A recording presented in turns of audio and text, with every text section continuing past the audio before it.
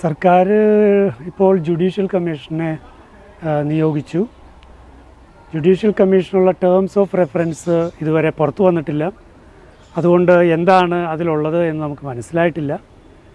പക്ഷേ judicial commission എന്ന പേരിൽ നിയോഗിക്കപ്പെട്ട ആ ജഡ്ജ്, അദ്ദേഹത്തിൻ്റെ പേര് രാമേന്ദ്രൻ നായരും മറ്റുമാണെന്ന് തോന്നുന്നു, അദ്ദേഹത്തിൻ്റെ പ്രസ്താവന നമ്മൾ മാതൃഭൂമിയിൽ ആ കേട്ട നിമിഷം തന്നെ നമുക്ക് സർക്കാരിൻ്റെ ദുരുദ്ദേശം നമുക്ക് മനസ്സിലായി. ഉത്തരവാദിത്തപ്പെട്ട ഒരാളെയാണോ ഏൽപ്പിച്ചിട്ടുള്ളതെന്നുള്ളതാണ് ഒന്നാമത്തെ ചോദ്യം. രണ്ടാമത്തെ ചോദ്യം, ടേംസ് ഓഫ് റെഫറൻസ് വരുന്നതിന് മുൻപേ തന്നെ അദ്ദേഹത്തോട് മുനമ്പം ജനതയെ കഷ്ടപ്പെടുത്താൻ തന്നെയാണോ സർക്കാർ ആവശ്യപ്പെട്ടിരിക്കുന്നത് എന്ന് സംശയം തോന്നാവുന്ന സ്റ്റേറ്റ്മെൻറ്റാണ് അദ്ദേഹത്തിൻ്റെ വായിൽ നിന്ന് വന്നത്. ഇതെല്ലാം എല്ലാവരും കണ്ടതാണ്. സത്യത്തിൽ മുനമ്പം ജനതയുടെ ആവശ്യം എന്താണ്? സർക്കാർ പറയുന്നു മുനമ്പം ജനതയോട് കൂടെയാണെങ്കിൽ അവരുടെ റിയൽ പ്രോബ്ലം അല്ലേ സോൾവ് ചെയ്യേണ്ടത്.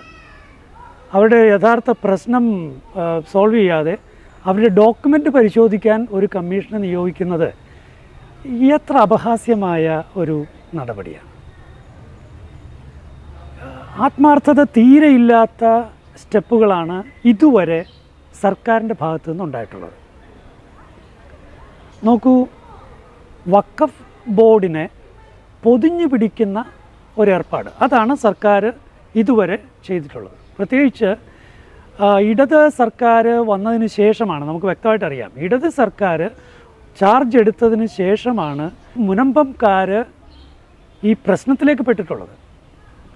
അത് 2008 നിസാർ കമ്മീഷനിലൂടെ, 2009 നിസാർ കമ്മീഷൻ വഖഫ് ബോർഡിനോട് ചോദിക്കുന്നു മുനമ്പം വഖഫാണോ അല്ലയോ. വഖഫ് ബോർഡ് എന്തോ മാജിക്ക് പുറത്തെടുക്കുന്നു. വഖഫ് ആധാരം എന്നൊരു വാക്ക് ഒരു ഡീഡിലുണ്ട് എന്നുള്ളതിൻ്റെ പേരിൽ ഇത് വഖഫാണെന്ന് പ്രഖ്യാപിക്കുന്നു. കണ്ടീഷനോടുകൂടി ഒരു വഖഫ് ഉണ്ടാകാമോ എന്നൊരു ചോദ്യത്തിന് വഖഫ് ബോർഡിന് മറുപടിയില്ല.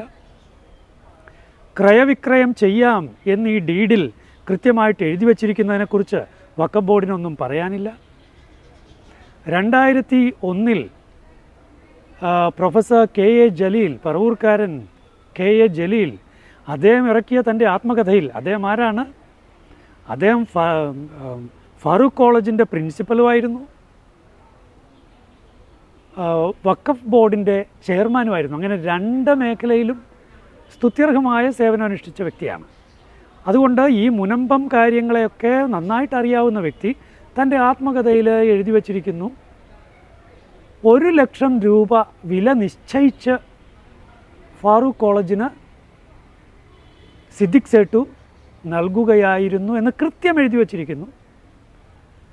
ഇത് വഖഫ് ബോർഡിന് അന്വേഷിക്കേണ്ടതില്ല, നിസാർ കമ്മീഷന് അന്വേഷിക്കേണ്ടതില്ല, സർക്കാരിന് ഇതൊന്നും അന്വേഷിക്കേണ്ടതില്ല. 30-35 വർഷമായി പണം കൊടുത്ത് വാങ്ങി, അതായത് ഓർക്കണം 1989 മുതൽ 1991 വരെയുള്ള കാലഘട്ടത്തിലാണ് നമ്മൾ ഈ പറയുന്ന 600 കുടുംബങ്ങളുടെ പട്ടയം അവർ വാങ്ങിയിട്ടുള്ളതെന്ന് ഓർക്കണം. എന്നിട്ട് ഉടനെ കണക്ട് ചെയ്യുകയാണ് മാഫിയ. നോക്കണം, സർക്കാരിൻ്റെ ഈ നീക്കങ്ങളിലെല്ലാം വ്യക്തമായ ചില ഉദ്ദേശങ്ങൾ കാണാം, ദുരുദ്ദേശങ്ങൾ കാണാം.